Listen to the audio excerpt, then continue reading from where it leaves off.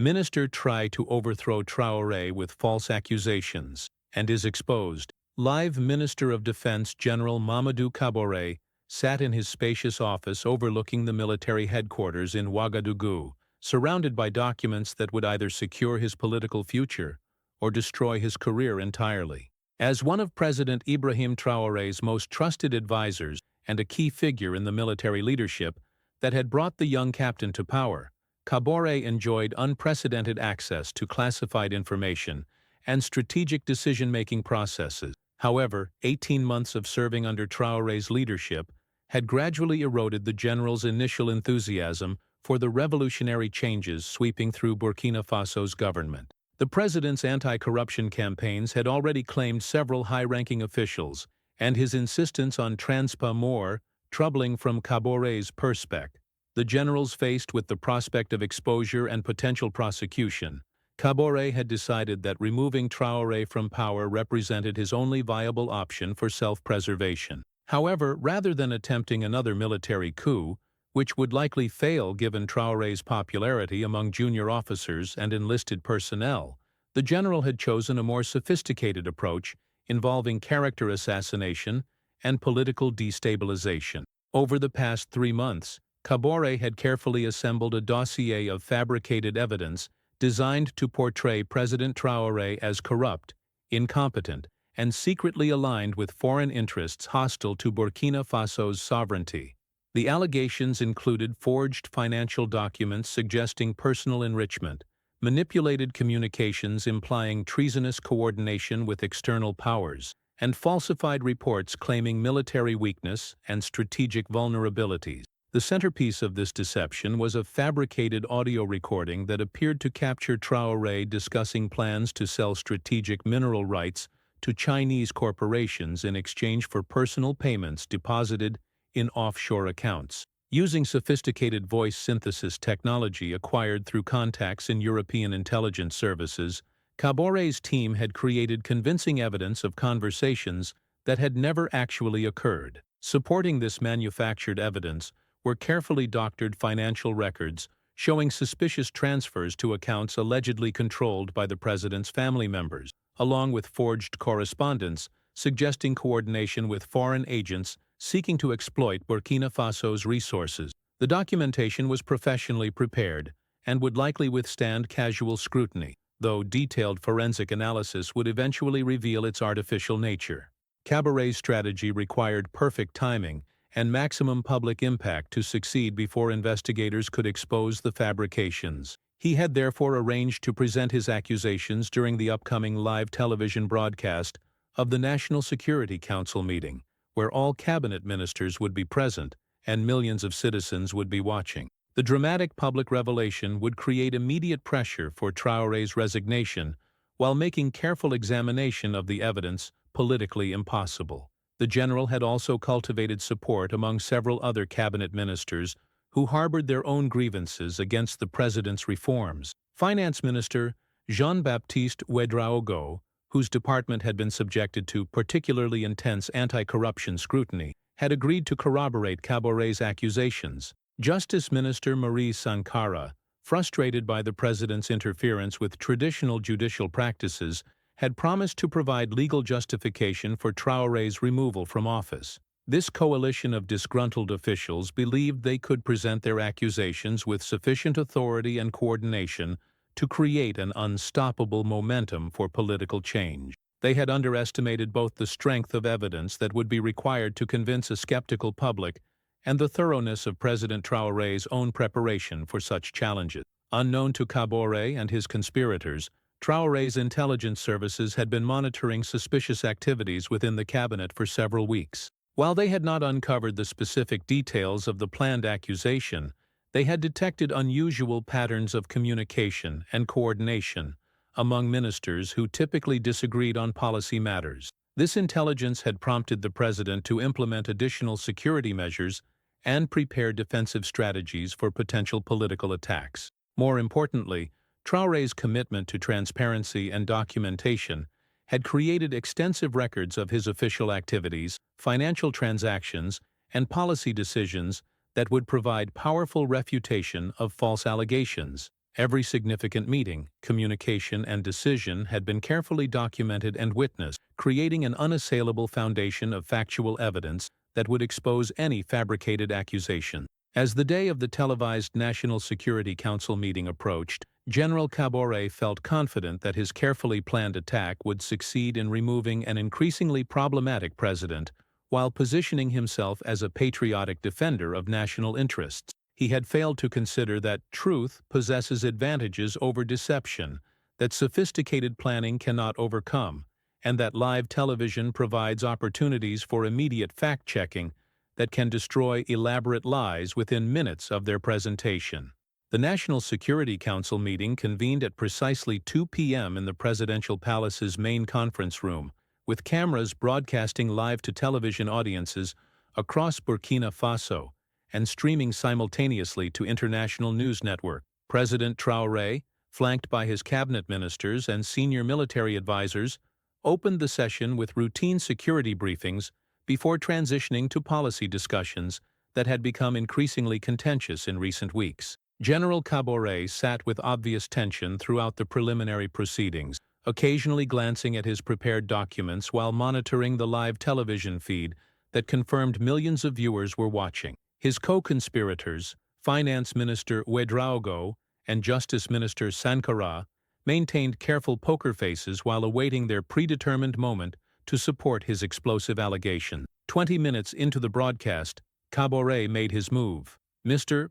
President," he announced with theatrical gravity, "I must interrupt these proceedings to address urgent matters of national security that can no longer be ignored." The unexpected intervention immediately captured the attention of both the live audience and television viewers, as such dramatic departures from formal protocols were unprecedented in Burkinabe political proceedings. Traoré's expression remained neutral, though his security chief shifted uncomfortably at the obvious signs of orchestrated confrontation. "General, if you have security concerns, please proceed," Traoré replied calmly, though his intelligence briefings had suggested this moment might arrive. Traoré stood and withdrew a thick folder from his briefcase, his demeanor conveying the gravity of someone about to reveal devastating secrets. "Mr.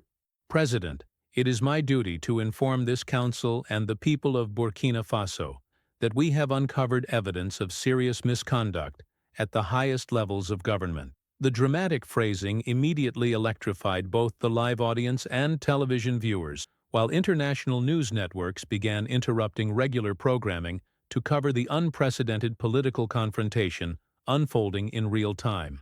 "These documents," Traoré continued, spreading papers across the conference table, "reveal systematic corruption, secret coordination with foreign powers, and betrayal of our national sovereignty for personal gain." He held up what appeared to be financial records showing large deposits to overseas accounts allegedly controlled by Traoré's family members. "Investigation has uncovered that President Traoré has been receiving payments from Chinese corporations in exchange for preferential access to our mineral resources." The allegation was devastating if true, striking at the heart of Traoré's reputation for incorruptible leadership and his commitment to protecting Burkina Faso's resources from foreign exploitation. Finance Minister Ouedraogo immediately stood to support the accusation. "I can confirm that unusual financial transactions have been identified that suggest coordination with external entities seeking to influence our economic policies," Ouedraogo declared with practiced solemnity. Justice Minister Sankara added her own contribution to the coordinated attack. These allegations, if substantiated, would constitute grounds for immediate removal from office under our constitutional provisions regarding corruption and treason. The three-pronged assault was carefully designed to present accusations, corroboration, and legal justification simultaneously, creating maximum pressure for immediate action before detailed investigation could expose the fabrications. Furthermore, Traoré announced with increasing dramatic intensity, "We have audio evidence of President Traoré discussing these illegal arrangements with foreign agents." He activated a portable speaker that began playing the sophisticated fake recording his team had prepared. The audio featured voices that sounded convincingly like Traoré and unknown foreign representatives discussing mineral rights sales and personal payments in exchange for political favors. The fake recording was technically impressive and would have been difficult to identify as fabricated without specialized analysis equipment. However, Traoré had made a crucial error in his preparation. He had included references to meetings and locations that could be immediately verified or refuted through official records. This recording, Traoré announced triumphantly, captures President Traoré meeting with Chinese representatives in Geneva last month to finalize these corrupt arrangements. The specific claim was his first fatal mistake. President Traoré had never traveled to Geneva during the time frame mentioned in the recording, and his official schedule was fully documented and publicly available. General, Traoré responded with remarkable composure, given the severity of the accusation. I appreciate your concerns about national security. However, I notice your evidence includes references to a meeting in Geneva that never occurred. Mr. President, Traoré replied confidently, we have confirmation of your travel to Switzerland for this secret meeting. Then perhaps, Traoré said calmly, reaching for his own folder, you can explain how I attended a meeting in Geneva on March 15th when I was conducting live television interviews here in Ouagadougou throughout that entire day. Dadi. He produced official television recordings and scheduling documents that provided minute-by-minute documentation of his activities during the time frame allegedly covered by the fabricated evidence. The contradiction was immediate and verifiable, creating the first crack in Traoré's carefully constructed deception. More importantly, Traoré's calm demeanor and immediate availability of contradictory evidence suggested he had been prepared for exactly this type of attack. His confidence in facing down the accusations indicated either remarkable composure in the face of legitimate guilt or complete confidence in his innocence. The live television audience, both domestic and international, now found themselves witnessing not just political accusations, but the real-time fact-checking that would determine whether the charges represented legitimate concerns or fabricated attacks designed to undermine legitimate governance. The contradiction regarding the Geneva meeting created an uncomfortable silence in the conference room as millions of television viewers watched General Traoré's confident expression falter for the first time since beginning his accusation. President Traoré, meanwhile, maintained his calm demeanor while methodically reviewing the documents his defense minister had presented as evidence of corruption and treason. General, Traoré continued with prosecutorial precision, since your evidence includes verifiable factual errors, perhaps we should examine it more carefully before proceeding with such serious allegations. The suggestion transformed the live television broadcast from a political attack into an impromptu forensic investigation, with audiences across Africa watching as their president systematically addressed each accusation in real time. You've presented what appears to be financial records showing payments to accounts allegedly controlled by my family, Traoré observed, holding up the fabricated documents. However, I notice these records reference bank account numbers that were publicly disclosed during my voluntary financial transparency declaration 6 months ago. He reached into his briefcase and withdrew official banking statements that had been submitted to the Parliamentary Ethics Committee as part of his unprecedented voluntary disclosure of all personal and family financial assets. These are the actual records for every account held by myself and my immediate family members, he announced, spreading the authentic documents across the table. As you can see, they show no unusual deposits, no foreign transfers, and certainly no payments from Chinese corporations. The contrast between the fabricated evidence and the authenticated official records was immediately apparent to anyone with basic financial literacy.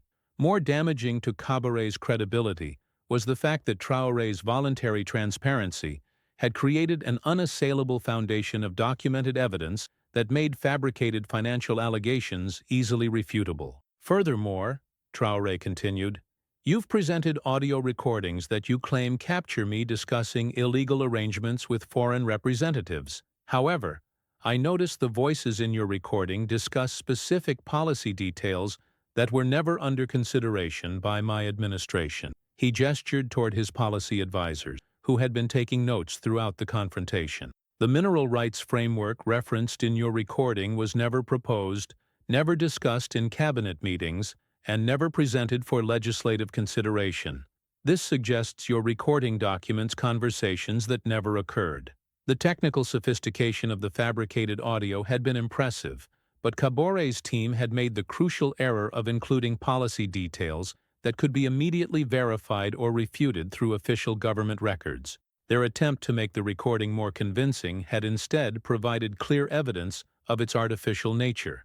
Finance Minister Ouedraogo, recognizing that the coordinated attack was failing spectacularly, attempted to salvage the situation through modified accusations. Mr. President, while these specific documents may contain errors, the pattern of secretive decision-making and limited transparency raises legitimate concerns. Minister Ouedraogo, Traoré replied with devastating calm, "You speak of limited transparency while sitting in a live television broadcast where I'm responding to accusations by presenting complete documentation of my financial activities and policy decisions. Which previous administration in our history has provided more comprehensive public accountability?" The question was rhetorical but devastatingly effective, highlighting the unprecedented transparency that had characterized Traoré's presidency compared to decades of secretive governance by his predecessors. Justice Minister Sankara made her own attempt to recover credibility for their coordinated attack.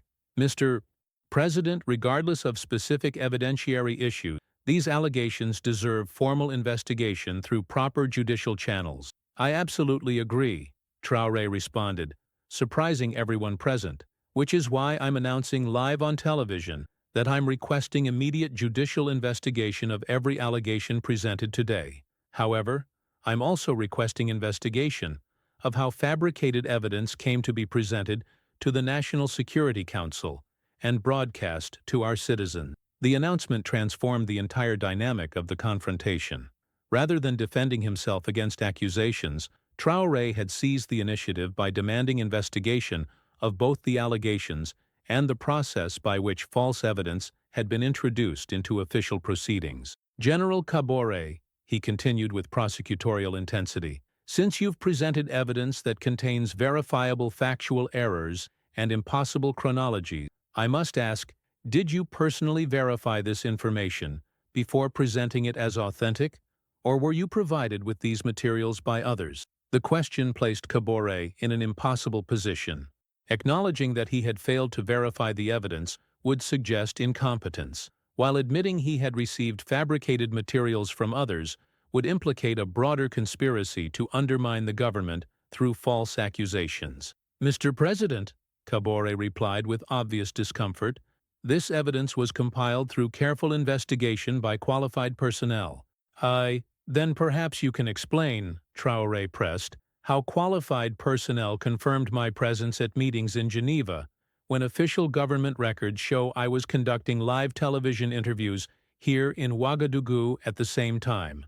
The contradiction was inescapable and increasingly obvious to television audiences who were witnessing the real-time collapse of carefully planned political attack. More importantly, international observers were drawing their own conclusions about the integrity and competence of leaders who would present obviously fabricated evidence on live television. The tide of the confrontation had shifted completely, with General Caboret now facing the prospect of explaining how he had come to present false evidence against his own president to a national television audience. His conspiracy, designed to create unstoppable momentum for political change, had instead provided compelling evidence of his own dishonesty and potential treason. President Traoré's calm competence in addressing each accusation with documented refutation was demonstrating exactly the type of leadership qualities that had made him popular with ordinary citizens while threatening the interests of corrupt officials like those now exposed before millions of witnesses. As the live television broadcast continued, the momentum had shifted so dramatically that General Caboret found himself in the unprecedented position of defending obviously fabricated evidence, while President Traoré methodically dismantled each accusation with documented facts. The contrast between the two men's demeanor, Caboret's increasing desperation versus Traoré's calm confidence, was providing television audiences with a real-time demonstration of integrity under pressure. General, Traoré continued with the patience of someone who had anticipated this moment, I notice your documentation includes what appears to be correspondence between myself and Chinese representative discussing resource extraction agreements. However, these letters reference geological surveys that were never conducted and mineral deposits that don't exist at the locations mentioned. He gestured toward his Minister of Natural Resources, who had been taking careful notes throughout the confrontation. Dr. Sawadogo, would you please confirm for our viewers the actual status of mineral exploration in the regions referenced in General Caboret's documentation? Dr. Sawadogo stood with the authority of someone whose expertise was about to expose elaborate deception. Mr. President, the locations mentioned in these fabricated letters show no evidence of significant mineral deposits according to our comprehensive geological surveys. More importantly, no extraction agreements have been negotiated, proposed, or considered for these areas. The technical refutation provided another layer of evidence that Caboret's accusations were based on fabricated rather than authentic documentation. More damaging was the growing pattern of factual errors that suggested systematic deception rather than isolated mistakes. Finance Minister Ouedraogo, recognizing that their coordinated attack was collapsing spectacularly, attempted a desperate pivot toward procedural arguments. Mr. President, while specific details may require clarification, the broader concerns about governance transparency deserve parliamentary investigation. Minister Ouedraogo, Traoré replied with devastating directness, you speak of transparency while sitting beside a colleague who has just presented fabricated evidence on live television. Which aspect of transparency are you actually concerned about? The question highlighted the profound hypocrisy of officials who claim to champion good governance while participating in sophisticated attempts to undermine legitimate authority through false accusation. Justice Minister Sankara made her own final attempt to salvage credibility for their failed conspiracy. Mr. President, these proceedings have raised important questions about due process and constitutional procedures that require formal legal review. Indeed they have, Traoré agreed with ominous calm. They've raised serious questions about how senior government officials came to present fabricated evidence in official proceedings broadcast to our citizens and international partners. He turned to address the television cameras directly, speaking to millions of viewers rather than the increasingly desperate conspirators in the conference room. Citizens of Burkina Faso, you have witnessed something unprecedented today. 3 of your government ministers have presented carefully fabricated evidence in an attempt to undermine your democratically chosen leadership through false accusations of corruption and treason. The direct address to television audiences transformed the political confrontation into something approaching a constitutional crisis, with the president effectively appealing over the heads of corrupt officials to the citizens who had elected him. This attack was not spontaneous or accidental, he continued with increasing intensity. The sophistication of the fabricated audio recordings, the professional preparation of false documents, and the coordination among multiple ministers suggests months of planning and significant resources. General Caboret's face had grown ashen as he realized that his carefully planned political assassination had instead become public exposure of his own treachery. The live television format meant that millions of witnesses were observing his humiliation in real time, making any subsequent denial or revision impossible. General Caboret, Traoré announced with finality, you are hereby relieved of your duties as Minister of Defense, effective immediately. Finance Minister Ouedraogo and Justice Minister Sankara, you are similarly dismissed from your positions pending full investigation of your participation in this conspiracy. The dramatic dismissals, broadcast live to the nation, demonstrated decisive leadership while providing immediate consequences for officials who had attempted to undermine democratic governance through false accusations. However, Traoré continued, I want our citizens and international partners to understand what they have witnessed today. This was not just an attack on one president, but an attack on the principles of transparency, accountability, and democratic governance that we have been building together. His words reframed the entire incident from personal political conflict to broader questions about the integrity of democratic institutions and the importance of defending them against internal threats. The officials who presented these fabricated accusations represent the old system of governance that prioritized personal enrichment over public service, that preferred secrecy over transparency, that chose corruption over integrity. The broader contextual framework resonated powerfully with audiences who recognized the larger struggle between reform and resistance that had characterized Traoré's presidency since its beginning. As security personnel moved to escort the dismissed ministers from the conference room, television viewers across Africa found themselves witnessing a defining moment in contemporary African politics. A young leader successfully defending democratic principles against sophisticated internal threats, while maintaining composure and constitutional procedures under extreme pressure. The failed conspiracy had inadvertently provided compelling evidence of exactly why reform-oriented leadership was necessary to combat the corruption and deception that had plagued African governance for decades. In the immediate aftermath of the live television confrontation, the dismissed ministers were escorted from the presidential palace under armed guard, while President Traoré addressed the nation's concerns about the unprecedented attack on democratic governance they had just witnessed. The images of senior officials being removed for presenting fabricated evidence created powerful visual documentation of accountability in action. "Citizens of Burkina Faso," Traoré announced to the still broadcasting cameras, "what you have seen today demonstrates both the threats facing our democracy and the strength of our institutions in defending against those threats." His measured tone provided reassurance to a population that had just witnessed their government nearly destabilized by internal conspiracy, while international observers noted the remarkable restraint and constitutional procedures maintained even during moments of extreme political pressure. "The evidence presented against me today was sophisticated and professionally prepared," he continued with characteristic directness. "This was not the work of isolated individuals acting spontaneously, but rather a coordinated effort involving significant resources and careful planning." The acknowledgement of the conspiracy's sophistication made his successful defense even more impressive, while raising important questions about who might have provided technical assistance and financial support for such an elaborate deception.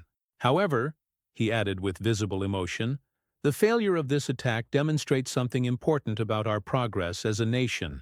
Fabricated evidence cannot survive in an environment of transparency and documentation. Lies cannot flourish where truth is carefully preserved and readily available." The broader lesson resonated with audiences across Africa who had experienced decades of governance where lies and truth were often indistinguishable due to systematic secrecy and limited accountability. Within hours of the broadcast's conclusion, social media platforms exploded with commentary from citizens expressing outrage at the attempted deception while praising their president's composed defense of democratic principles. The hashtag #TransparencyWins began trending across Francophone Africa as users shared clips from the dramatic confrontation. International news networks provided extensive coverage of the unprecedented events, with many analysts noting that the live television format had prevented the kind of political manipulation that might have succeeded in less transparent circumstances.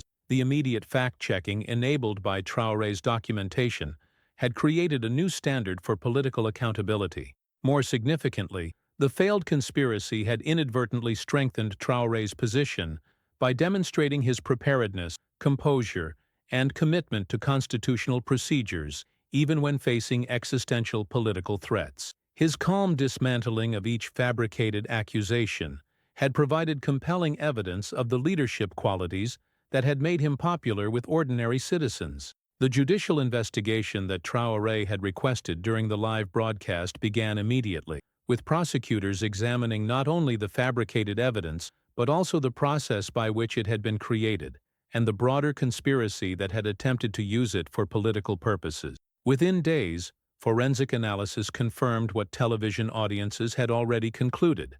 The audio recordings were artificially created using sophisticated voice synthesis technology. The financial documents contained multiple factual impossibilities, and the correspondence referenced non-existent geological surveys and mineral deposits. More troubling discoveries emerged as investigators traced the conspiracy's origins and support networks. Evidence suggested that external intelligence services had provided technical assistance for creating the fabricated audio recordings, while financial transfers indicated foreign funding for the operation designed to destabilize Burkina Faso's government. The international dimensions of the attempted coup created diplomatic complications as Traoré's administration identified which foreign powers had supported efforts to undermine their democratic governance through false accusations and fabricated evidence. 3 months after the live television confrontation, General Traoré and his co-conspirators faced trial for treason, conspiracy, and abuse of office. The proceedings, conducted with full transparency and broadcast live to ensure public accountability, provided comprehensive documentation of how internal threats to democracy had been identified, exposed, and addressed through constitutional procedures. The trial revealed that Traoré's motivation had been primarily financial. His corrupt procurement practices were generating millions of dollars in illegal profits that would have been threatened by continued anti-corruption investigations. The attempt to remove Traoré represented desperate self-preservation rather than legitimate political opposition. International observers noted that the entire episode, from the fabricated accusations through the judicial proceedings, had demonstrated remarkable institutional strength and democratic resilience in a region where such attacks often succeeded in destabilizing legitimate governments. For President Traoré personally, the failed conspiracy had provided unexpected validation of his governance approach. His commitment to transparency, documentation, and accountability had created the foundation necessary to defend against sophisticated political attacks while maintaining public confidence and constitutional procedures. More importantly, the episode had demonstrated to other African leaders that authentic democratic governance could successfully resist internal threats when supported by genuine transparency and popular legitimacy. The model of immediate fact-checking, live television accountability, and swift but constitutional response to treachery provided a template for defending democracy against internal subversion. The lasting impact extended far beyond Burkina Faso, as young African leaders studied Traoré's successful defense against fabricated accusations. His demonstration that truth could triumph over sophisticated deception, when supported by transparency and documentation, inspired similar approaches to governance across the continent. 5 years later, the failed conspiracy would be remembered as the moment when African democracy proved it could defend itself against internal threats while maintaining constitutional procedures and public accountability. The live television confrontation had become a case study in democratic resilience that continued to influence governance practices throughout the region.